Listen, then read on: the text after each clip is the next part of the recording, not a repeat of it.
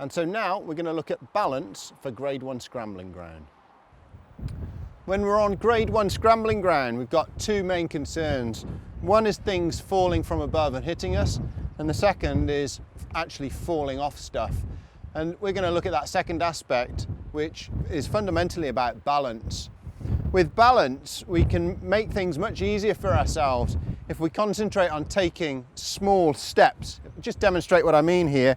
If I break this down into a huge, great big stride, you can see what happens to my balance. I'm getting pulled backwards, and that's accentuated by the weight of my rucksack. And toppling backwards off a route is exactly what we want to try and avoid.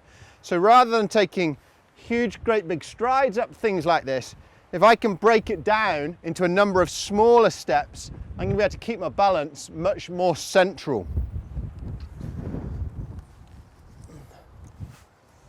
Now, what tends to work quite well is if I can keep my nose placed directly above the big toe of my lead foot, that will put my balance in the right place. If I'm leaning too far forward, I'm actually pushing my feet out backwards behind me. And if I'm too far back, that's when I risk that whole toppling off backwards. So trying to keep my nose above the big toe of my lead foot and trying to take small steps will keep my balance nicely centralized.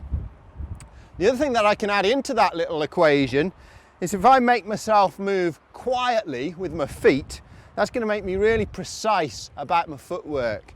So I'm going to use small steps, and then I'm also going to move really, really quietly with my feet, trying to keep that nose above the big toe of the lead foot.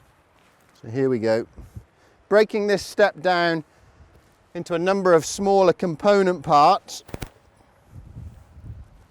rather than one great big huge stride.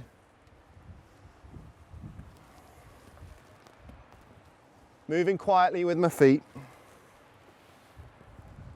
and bringing my nose over my big toe whenever I want to stand up on it.